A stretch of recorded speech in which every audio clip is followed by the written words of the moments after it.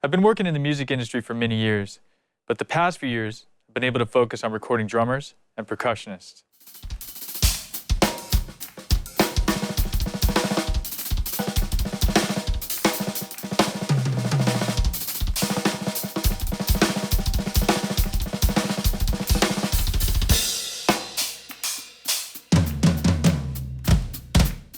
Today we're going to be recording drums with a 4-mic setup. We're going to keep it simple, and it's a great place to start. We're going to have a kick drum mic, a snare drum mic, and a pair of overheads. Let's go ahead and get into the placement of the kick drum mic.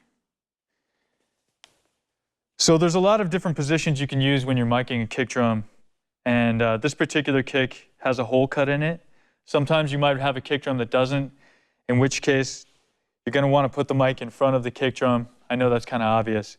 The height might be around where the beater actually sits, and then you'll want to play with the distance to get the low end where you would like it. But for me, I have a hole in the kick drum, so I'm going to go ahead and use that technique.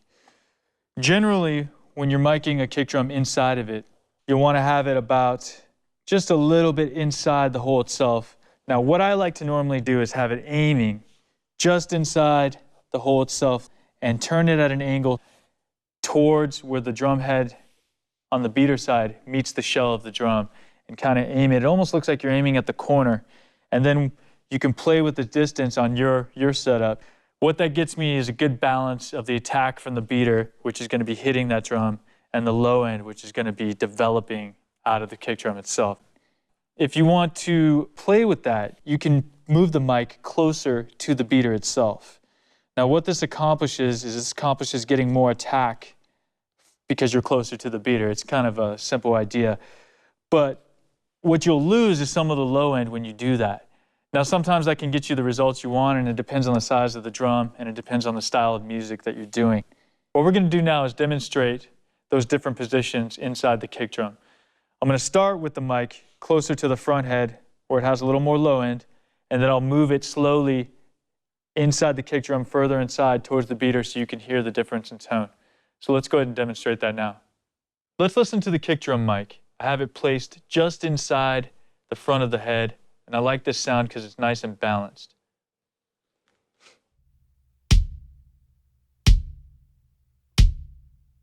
I've just moved the kick mic a little bit further into the drum. I want you guys to take a listen so you can hear the difference between the first position and this position here.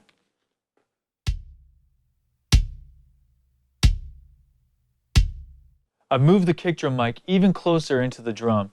Now this is even closer to the beater, so it's going to have a little bit more attack than the other two positions we were in. But let's go ahead and take a listen, and you guys can judge for yourself.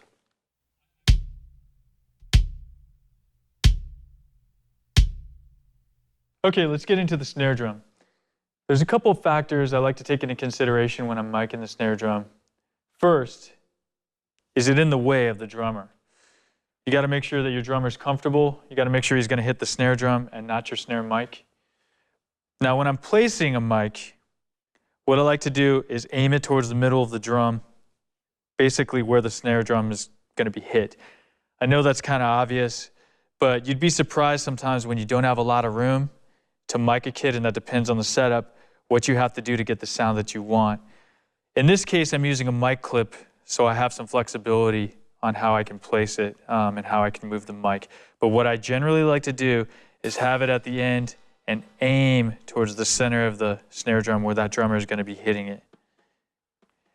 Now you can also use a stand, and you can experiment with different angles of how you're going to put that snare drum mic.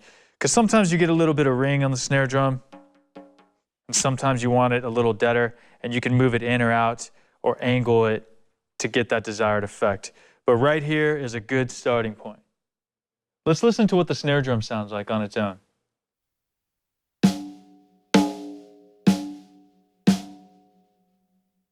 Okay, let's talk about the overhead mics. There are lots of different overhead mic techniques, but today I want to focus on what we're going to be using, which is an XY pattern. I'm going to go ahead and pull this stand down so we can demonstrate how that works.